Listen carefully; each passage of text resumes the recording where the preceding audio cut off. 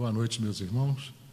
Que a paz de nosso Senhor Jesus Cristo esteja com todos nós. Hoje nós entramos na terceira parte do trabalho chamado O Apocalipse antes de João. Nós sabemos que o Apocalipse é o último livro da Bíblia. E, relembrando os nossos dois encontros anteriores, nós começamos a mostrar trechos, versículos do Apocalipse, e tentando mostrar que tudo o que João nos fala através do seu livro Apocalipse já havia sido falado pelos profetas e por outros escritores da Bíblia, além do próprio Mestre Jesus. E no segundo encontro, nós tínhamos parado com aquela pergunta, quando Jesus nos prometeu a coroa da vida. E nós paramos aqui, quando eles perguntaram: mas e o Cristo? Não bastaria o quadro da coroa de espinhos para atenuar-nos a inquietação? Ora, é lógico, gente, e natural, que o Mestre trazia consigo a coroa da vida.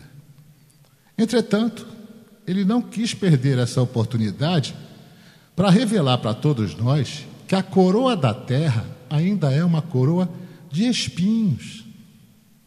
A coroa da terra ainda é uma coroa de sofrimento, de trabalho incessante. Para quem?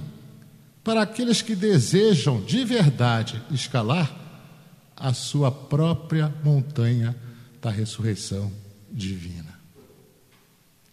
A quem vencer eu daria a coroa da vida. Claro, quando formos espíritos puros, não necessitaremos mais encarnar. Teremos a vida eterna.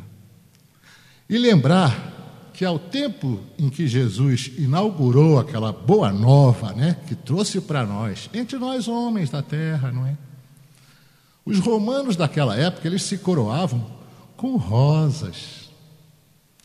Mas a sublime missão do Mestre dava-nos a entender que seus discípulos fiéis deveriam contar não com esses distintivos que os romanos usavam, mas distintivos de outra natureza. Porque não é fácil dar testemunho em tempos de dores, como hoje, em que estamos em transição. Momentos finais da transição de um planeta de expiação e provas para um planeta de regeneração. Nós sabemos que esse período que já discutimos quando apresentamos o sermão profético, esse final dos tempos, marcaria um evento extremamente importante. E aprendemos também no sermão profético que toda a Bíblia, desde Gênesis de Moisés a Apocalipse de João, ela narra simplesmente 7.000 anos da raça adâmica. Ou seja, quando o Mestre disse: em verdade vos digo que essa geração não passará. Olha, a raça adâmica. Porque quando nós formos, que é a quinta raça, quando entrarmos na sexta raça, tudo isso que o Mestre nos veio plantar já terá brotado, não é? Então esses tempos que são chamados final dos tempos, eles são chamados pelos profetas de o dia do Senhor. Está lá em Joel, no capítulo 1, quando ele diz assim: ai do dia, porque o dia do Senhor está perto, e virá como uma assolação do Todo-Poderoso. Portanto, gente, a expressão dia do Senhor, ela está identificando o quê? Esses eventos que estão acontecendo agora, no final da história desse sistema de coisas de um mundo material de expiação e provas. E sempre que há alguma mudança radical, como essa que está ocorrendo, é lógico, que a gente passa por alguns probleminhas, mas eles associam a expressão aquele dia. O dia do Senhor é aquele dia. Lembra? naquele dia, alguns falam naqueles dias, não é? Se referindo aos momentos que estamos vivendo agora.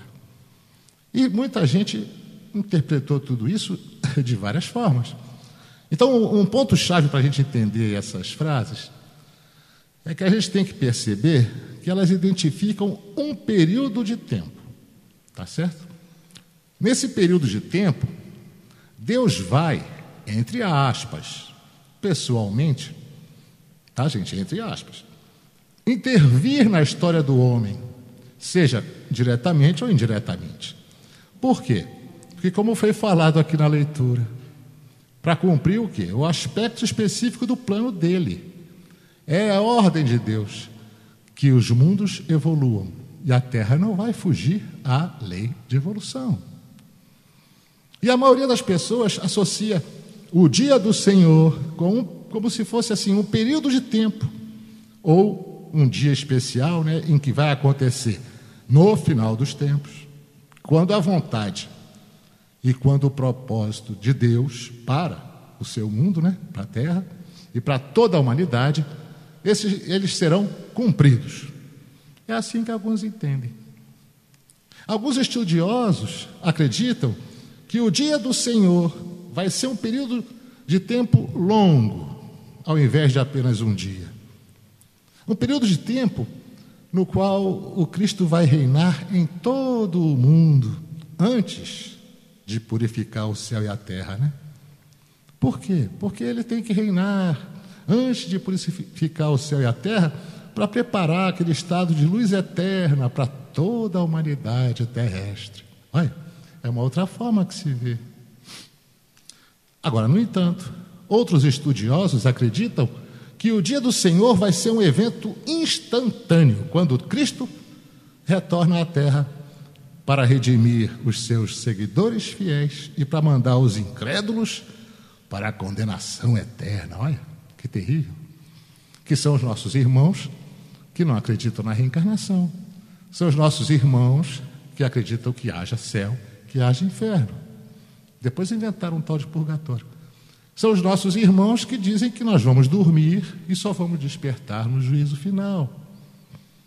São modos de interpretação. Mas aí eu pergunto para nós aqui, e a doutrina espírita? Vamos lá. No campo íntimo, trata-se, o dia do Senhor, né, daquele momento de ajuste pessoal ao plano do Criador. É nossa assimilação, é a nossa adequação ao pensamento superior. Compreendem? Nós discutimos, quando falamos de sermão profético, essa vinda do Senhor não é física.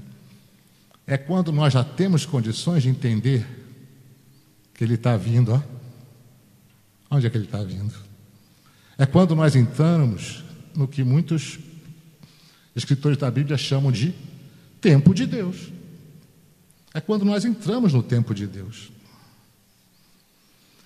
Pois bem, é nesse instante que nos é outorgada a capacidade da revelação, que literalmente é o quê? Revelação. Tirar o véu. Nós já falamos isso. Desvendar algo desconhecido. Desvendar, por exemplo, essa nova realidade, né, do planeta de expiação e provas passando para um planeta em regeneração. Portanto, participar dessa nova realidade, claro, tem uma transição, não tem? A gente vai sair e vai mudar para outro nível de vibração. Não pode ser indolor. É claro que não será isento de tormentos. É impossível, não é? Então, todos aqueles que querem seguir ao Cristo terão sofrimentos. Isso foi falado, está lá. Na segunda carta a Timóteo, no capítulo 3, Paulo nos falou isso. Paulo nos advertiu. Ele disse: e também todos os que piamente querem viver em Cristo Jesus padecerão perseguições. Bom, Paulo, quando escreveu a Timóteo, ele se referia a duas coisas. as perseguições que ele próprio sofrera e estava sofrendo, né, por viver em Cristo. E a perseguição que todos os fiéis seguidores do Cristo, do cristianismo primitivo, também sofreriam. Mas será que só existia cristão naquela época? Pois bem, quando nós trazemos estas palavras para o seu sentido escatológico, para a nossa atualidade, nós podemos esperar sim, se piamente quisermos viver em Cristo. Nós podemos esperar sim as perseguições de toda a natureza, que seria o quê? O padecer pelo Mestre Jesus. E é fácil da gente supor que com o agravamento que já é esperado das dores, né, do planeta como um todo, nessa fase de transição que estamos vivendo, deverá acentuar também o quê? A intolerância entre os homens. Porque a maioria da humanidade, infelizmente, encarnada e desencarnada, ainda traz ideias primitivas. Então não é só a intolerância religiosa, nós estamos vendo a intolerância em todos os aspectos da sociedade no planeta Terra. Portanto, Paulo, ele não falava apenas aos cristãos do início, mas também aos cristãos do final dos tempos. Compreende? Quando ele escreveu aquela carta aos Filipenses, no seu capítulo 1, ele acentua isso. Ele coloca assim: porque a vós foi concedido, em relação a Cristo, não somente crer nele, como também padecer por ele. Olha. Então ele está reafirmando. Nós teremos que dar testemunho. No início, os cristãos iam para as arenas romanas para serem sacrificados, cantando. Tal o tamanho de sua fé. Qual o testemunho que teremos de dar? Calma, cada um terá o seu. Tem uma dupla em Belo Horizonte, que vocês devem conhecer, que fazem músicas espíritas, chamada Tim e Vanessa. Essa dupla, as músicas deles são fantásticas. Eles têm uma música chamada Pedro. E nessa música, Pedro tem assim uma passagem, Pedro dizendo: se depois do mestre, martírios são troféus. Ora, martírios são troféus. A cada vez que nos caluniarem, que nos injuriarem, que nos perseguirem, que nos maltratarem, porque estamos querendo seguir ao Cristo, é uma medalhinha que a gente coloca no peito. Compreende? Mas Paulo aqui, ele adverte. Ele adverte o quê ainda, né? Que crer apenas não basta. Não basta crer. Ele diz que será necessário padecermos pelo Cristo. Através de quê, gente? Dos testemunhos que teremos que dar de forma sincera nessa fase de mudança planetária. Ah, mas o que vai ser esse padecimento? Rapaz, não há como a gente saber, porque não há como ser previsto individualmente qual vai ser o padecimento. Por quê? Primeiro, são várias regiões no planeta, diferentes demais umas das outras. São vários costumes que existem pelo mundo. São vários graus de intolerância entre as religiões, não é? São vários graus de evolução, tanto individual das pessoas que compõem uma cidade, uma nação, um povo, não importa, como o somatório do povo. Então é difícil a gente prever qual vai ser o nosso padecimento, individualmente falando, não é? Mas é justamente o testemunho nessas horas dolorosas é que vai nos dar a chance de receber do Mestre a promessa dele da coroa da vida. Não é? Bom, Pedro, na sua primeira epístola, no seu capítulo 3, ele diz assim: mas também, se padecerdes por amor da justiça, olha, bem-aventurados que têm fome e sede de justiça, que serão saciados. Lembram disso? Pois é, olha só o que Pedro fala. Se padecerdes por amor da justiça, sois bem-aventurados.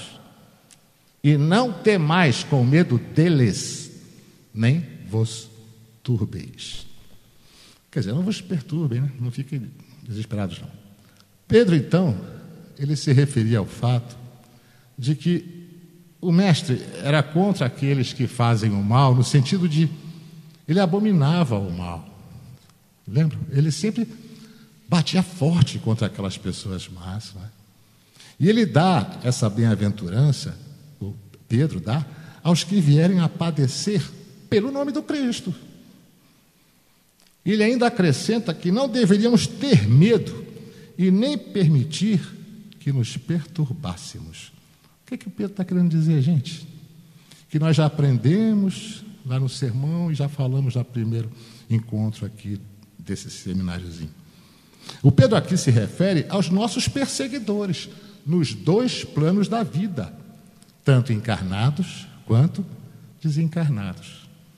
Porque no final dos tempos, a nossa mediunidade aumentaria, o desespero das forças do mal aumentaria, o ataque contra nós aumentaria, tanto físico como espiritualmente. E toda essa força contrária ao Cristo, o somatório de todos os irmãos, encarnados e desencarnados, que estão a favor do mal, que se comprazem no mal, que lutam contra as forças do Cristo, é o que a gente chama de anticristo. Não é uma pessoa, é um conjunto. Compreendem? Ah, mas onde é que você viu isso? O rapaz está lá em João, na segunda carta de João, no capítulo 1, João fala isso. Porque já muitos enganadores entraram no mundo, os quais não confessam que Jesus Cristo veio em carne. Este tal é o enganador e o anticristo. Então, o João, ele usa o termo anticristo aqui na sua epístola. Ora, nada dificultaria para ele usar esse mesmo termo lá em Apocalipse, né? E Jesus, ele nos advertiu sobre isso, né? Se referindo a esse tempo de hoje, ele nos disse isso. Onde é que a gente encontra isso? Lá em João, quando o mestre diz assim, olha como parece demais, né? Não se turbe o vosso coração.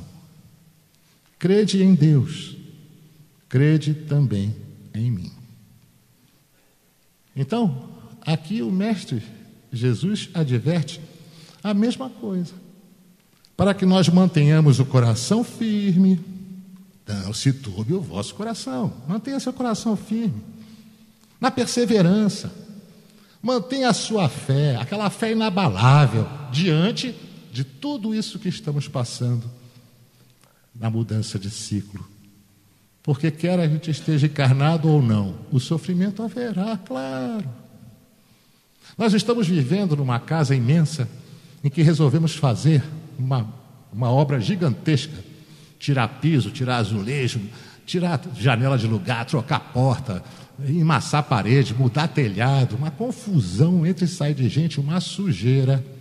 Só que tem um detalhe, nós estamos morando dentro da casa. É isso que está acontecendo. Quando a obra estiver pronta, a casa vai ficar linda, não é? Então, ele diz, crede em Deus, ou seja, confiai na promessa. O próprio mestre nos disse que todas as ovelhas que meu pai me confiou serão salvas.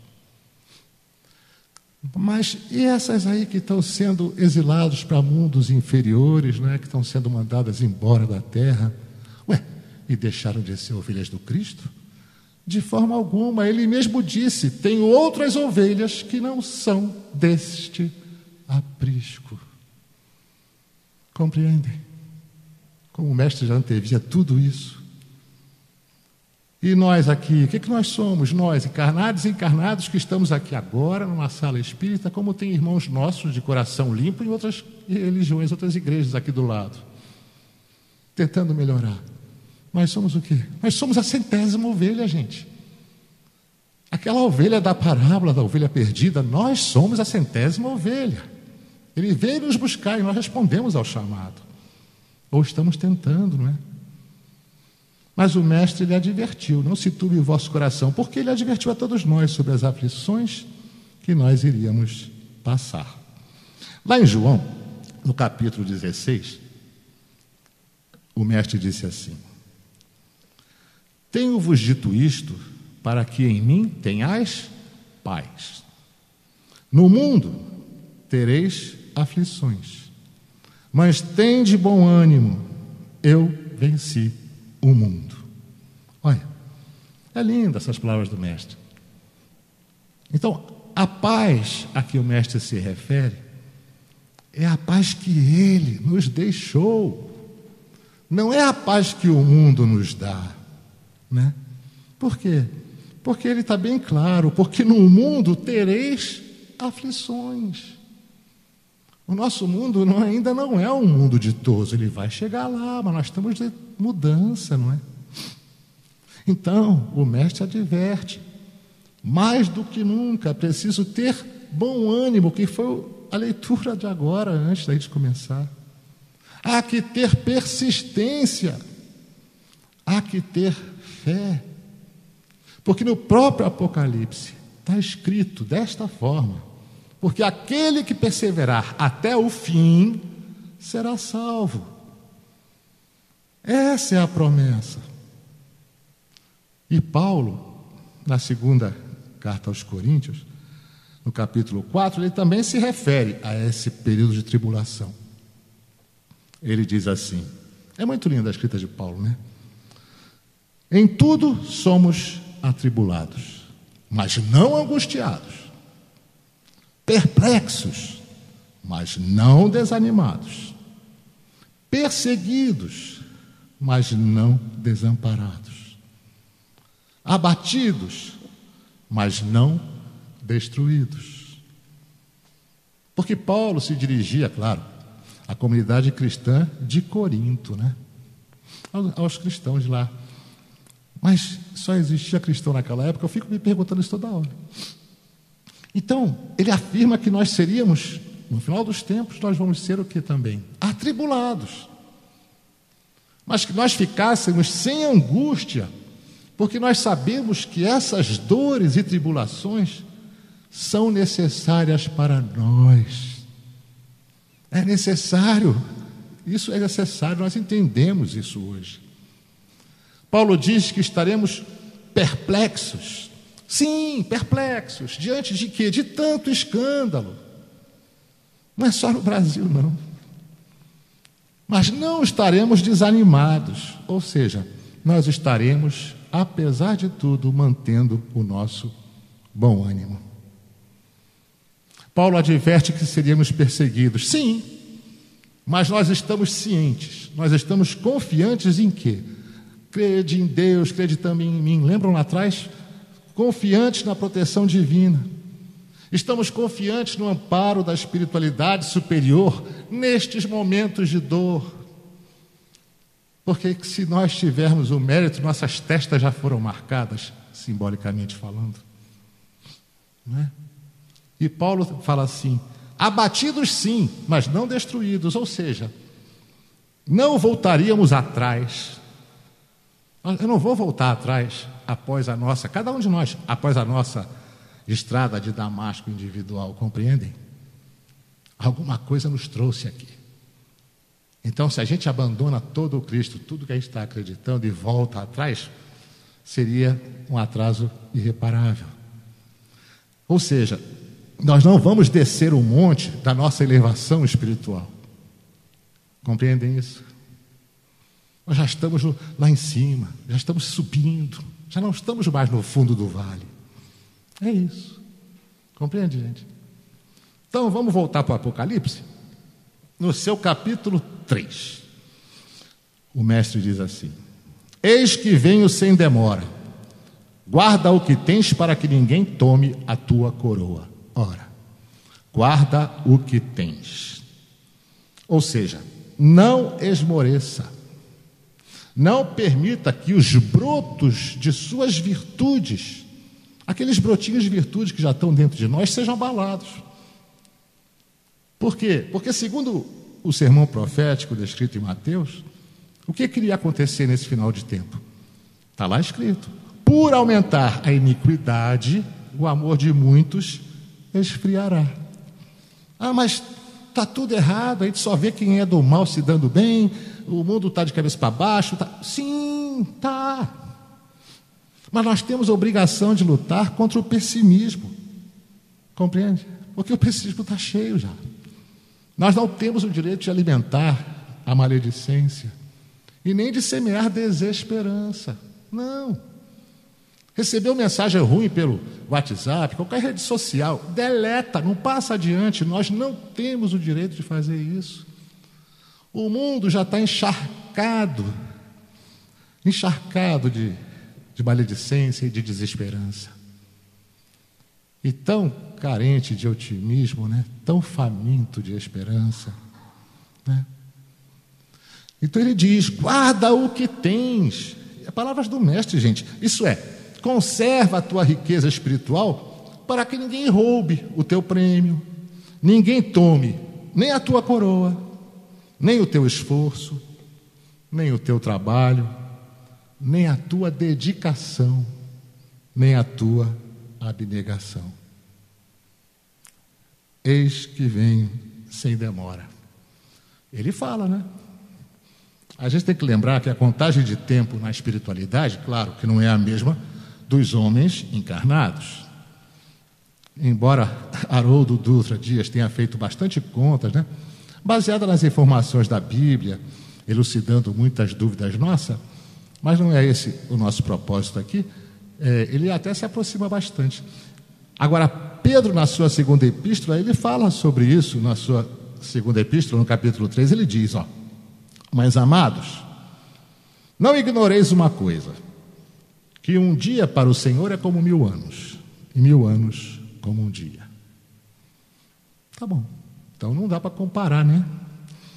O nosso tempo encarnado com o tempo espiritual. Mas o mais importante, gente, é saber que Jesus não vai voltar encarnado novamente como fez há 2000 anos atrás. Até porque ele não precisa voltar dessa forma. Quando ele diz assim para Hanã, né, aquele sacerdote que o viu na porta do templo de Jerusalém, logo no início do messianato dele, perguntou: Galileu, o que fazes na cidade? Vim implantar o reino de Deus no coração dos homens. Ora, o reino de Deus está dentro de vós. Então a vinda do Cristo é quando nós começamos a seguir os seus ensinamentos. Esse é o sentido profundo. Essa é a verdadeira razão de ser do Evangelho de Jesus. Porque há 2000 anos nós aqui, estamos sabendo disso, há 2000 anos. E Jesus agora está começando a viver em nós. Ou seja, finalmente ele está nascendo na manjedoura do meu coração. Só agora que ele está nascendo, só agora que apareceu a estrela de Belém para mim. Agora, nessa encarnação, né? Mas a maioria, gente, dos habitantes da terra está indiferente a isso tudo. Paulo, em sua carta aos Romanos, no capítulo 2, ele diz: mas segundo a dureza e teu coração impenitente, em teus ouras ira para ti no dia da ira e da manifestação do juízo de Deus.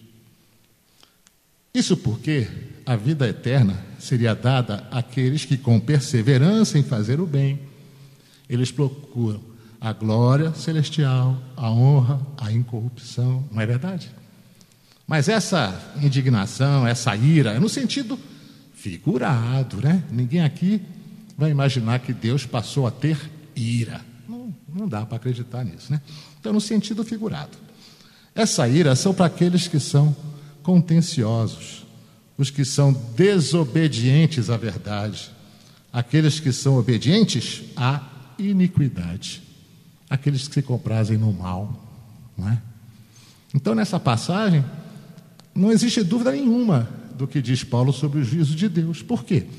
Porque ele acaba afirmando: recompensará cada um segundo as suas obras. Ou seja, a dureza e teu coração impenitente e tesouras ira para ti. E nós não aprendemos isso? Jesus não disse? A cada um segundo suas obras? Não é? A doutrina espírita não nos ensina isso? A cada um segundo as suas obras. Onde é que está errado? não é? E em termos coletivos, rapaz, em termos coletivos, os governos da Terra, com raras exceções, né? Eles são constituídos de quê? De egoísmo. Eles se sustentam aonde? No despotismo, na ambição, na crueldade, na mentira, no roubo. Bom, em todos os males que são decorrentes do materialismo. Porque esses males decorrentes do materialismo só geram o quê? Guerra, fome, miséria. Estão errado, gente? Não é só no Brasil, não. Tá? A miséria e o mal não é só aqui, não. Nós temos aqui do lado a Venezuela, o povo fugindo da fome, na Síria, em tanto canto do mundo, né? E isso vai aumentar ainda mais. E Paulo repete a mesma advertência na sua primeira carta aos Coríntios, no capítulo 10, quando ele diz assim: aquele, pois, que cuida estar de pé, olhe, não caia. É o que Paulo nos aconselha. Mantenha-se de pé diante dos fatos dos últimos dias, deste sistema de coisas materialistas que estamos vivendo. O que ele está querendo dizer? Não caia, guarda o que tens. Não caia. Lembra do sermão profético que o mestre dizia? Que ele disse assim: quem estiver no telhado, não desça a casa. Rapaz, tu já está no telhado, você já subiu. O que tu vai voltar para dentro da casa, para o mundo dos homens? Dá mais valor às coisas dos homens do que de Deus? Você já está em cima do telhado. É isso que Paulo está dizendo. Quem está de pé não caia. O mestre disse: quem estiver com a veste, não volte para pegar a capa. Lembram disso? Porque a veste é aquilo que você usa por baixo. É o que você tem, é o que você é. E a capa é o que você tem do mundo, é o que você mostra para o mundo. Esse aqui é o tesouro que ninguém rouba, o outro não. Então, entendeu, gente? Vamos voltar para o Apocalipse. No capítulo 3, ele diz assim: Deus, né? Repreendo e castigo a todos quanto amo. Sê, pois, zeloso e arrepende-te. Esse dizer do Apocalipse foi destinado à igreja de Laodiceia, sabe? É uma das 7 igrejas da Ásia Menor, né? Então a repreensão de Deus, na realidade, não é uma repreensão de castigo, né? Quando nós repreendemos um filho, não é porque nós não amamos esse filho, mas é que por muito amá-lo, a gente quer colocar ele no caminho certo, né? Então as repreensões de Deus são expressões de amor, porque é por meio delas que ele espera que nós voltemos para a sua verdade, né? Então, ele só nos repreende e ele nos permite essas tribulações porque nos ama e ele quer que a gente mude de vida. E Jesus, ardentemente, ele deseja essa nossa mudança. Para quê? Para que estejamos preparados para o dia da sua vinda, que é simbólico, né? Se ele já penetrou aqui, já nasceu na minha manjedoura, opa, ele já veio para mim.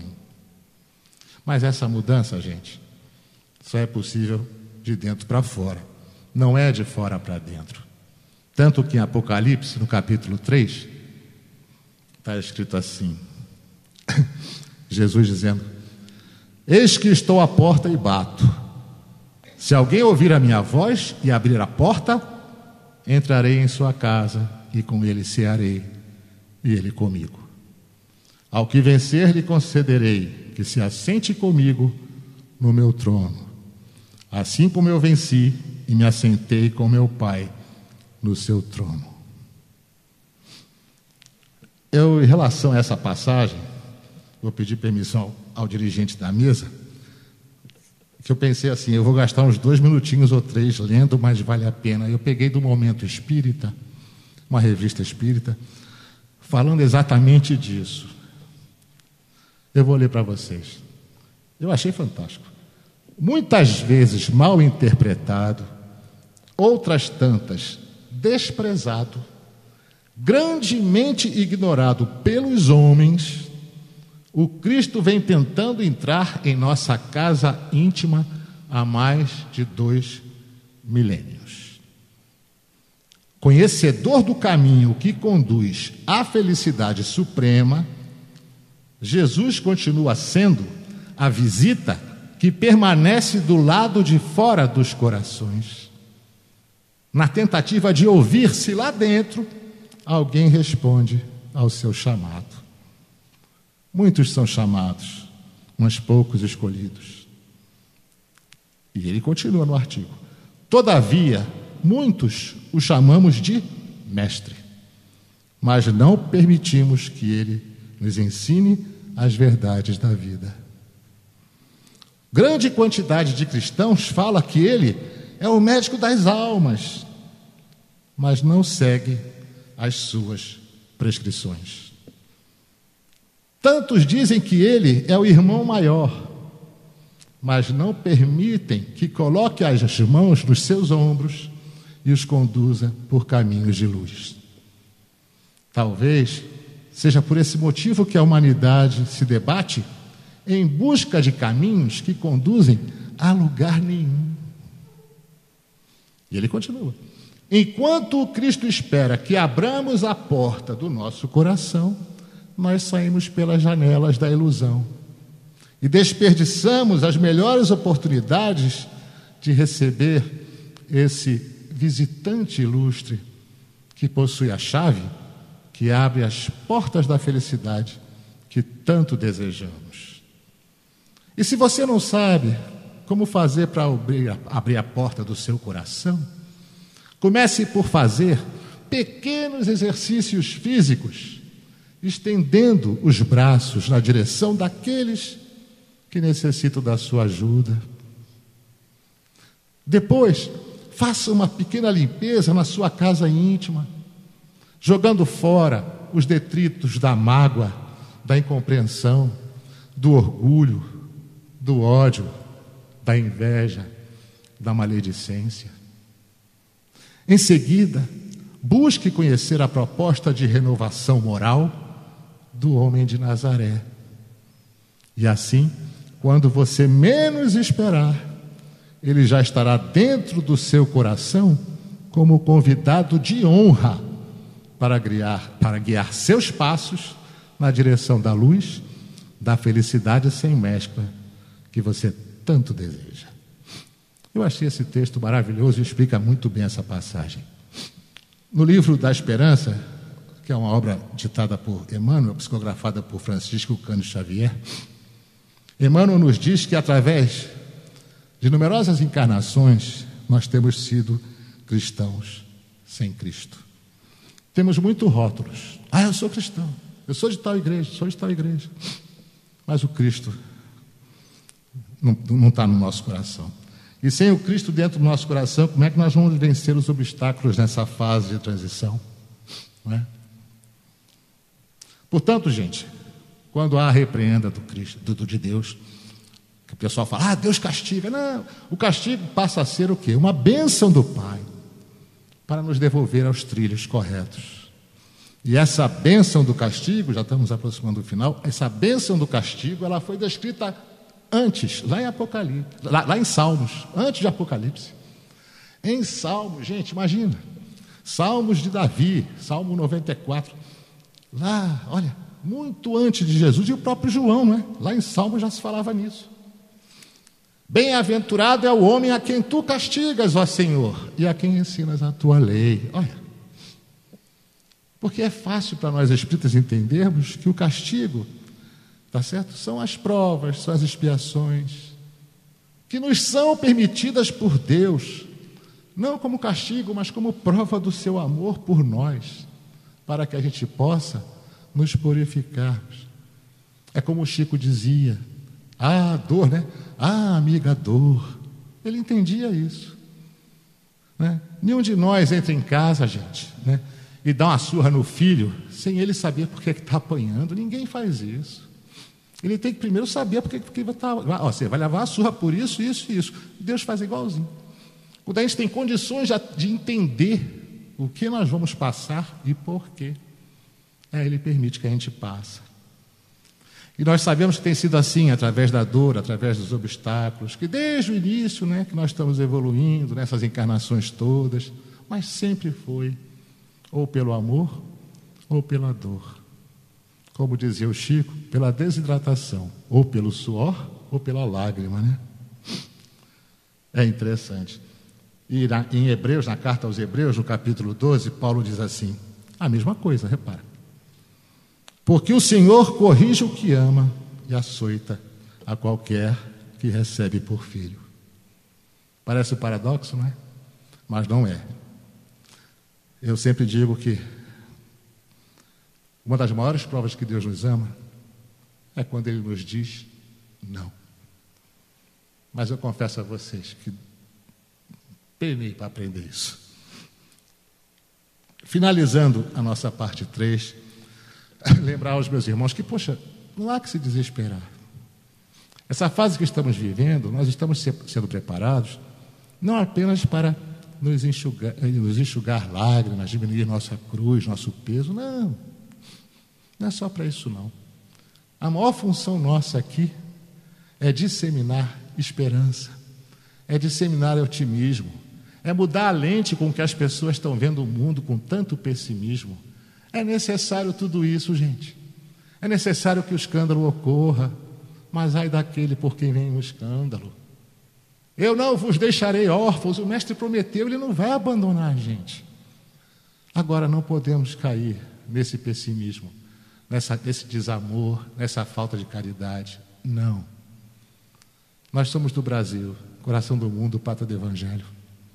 Talvez nós sejamos o único povo que quando chora, ri. Nós não podemos perder isso. O planeta Terra está esperando a nossa atuação. Porque nós ainda seremos, e já somos, o celeiro do mundo. Mas não o celeiro da comida material, mas o celeiro da comida espiritual. Porque a gente só vê o mundo dos encarnados e não sabe o quanto nós vamos fazer de bem nos próximos 1000 anos. Porque, afinal de contas, se a gente desencarnar e ficar na Terra, opa, eu vou encarnar onde? Aqui, já no planeta em regeneração, não é? Então, gente, lembrar que a quarta parte desse trabalho está marcada para o dia 24 de setembro, também uma segunda-feira como hoje, começando às 19h45. E eu queria desejar a todos os meus irmãozinhos, encarnados aqui presentes, até lá, muita paz. Que a paz seja convosco.